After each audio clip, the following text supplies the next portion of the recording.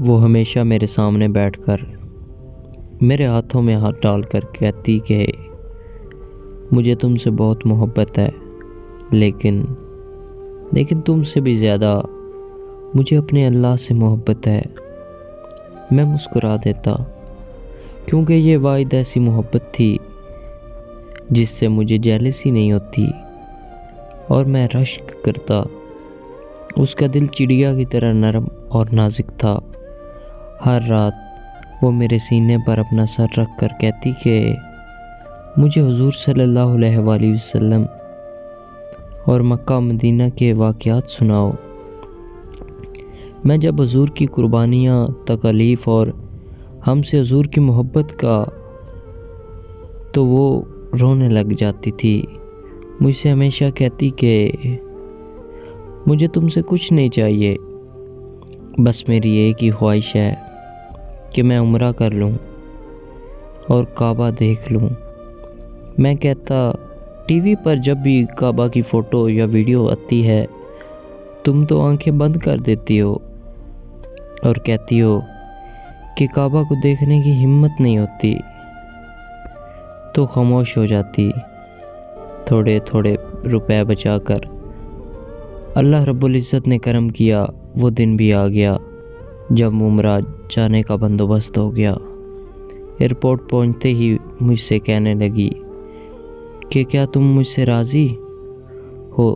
آج پہلی بار اس نے مجھ سے ایسی بات کی تھی کہ میں حیران رہ گیا۔ میں نے اس کی طرف دیکھا، اس کا چہرہ آج بہت پرنور تھا اور حجاب میں آج وہ بہت پیاری لگ رہی تھی۔ میں آپ سے کہہ رہی ہوں۔ میں چونکا اور کہا، ہاں میں تم سے راضی ہوں۔ تو مسکرانے لگی اور میرا ہاتھ پکڑ کر آسمان کی طرف دیکھ کر کہنے لگی کہ اے میرے اللہ، تو بھی مجھ سے راضی ہو جا۔ سارے سفر میں جہاز سے لے کر جدہ ایئرپورٹ تک اور ایئرپورٹ سے لے کر ہوٹل تک وہ بالکل خاموش تھی۔ ہوٹل سے مسجد الحرام کی طرف روانہ ہوئے تو باب فہد سے داخل ہوتے ہوئے وہ رک گئی اور ایک بار پھر مجھ سے کہنے لگی کہ آپ مجھ سے راضی ہیں نا؟ یہ اس کا دوسری بار ایسے پوچھنا تھا۔ میں نے اس بار اس کی پیشانی چومی اور کہا، ہاں میں تم سے راضی ہوں اور اللہ بھی تم سے راضی ہو۔ یہ سن کر مسکرانے لگی اور اس بار تو مسکراتے ہوئے کیا ہی خوبصورت لگ رہی تھی کہ حوروں کو بھی اس پر رشک آ جائے۔ باب فہد سے داخل ہوتے ہوئے حرم کی طرف جانے لگے۔ دور سے کعبہ کا ایک کونا نظر آیا، مگر اس کی نظریں نیچے جھکی ہوئی تھی۔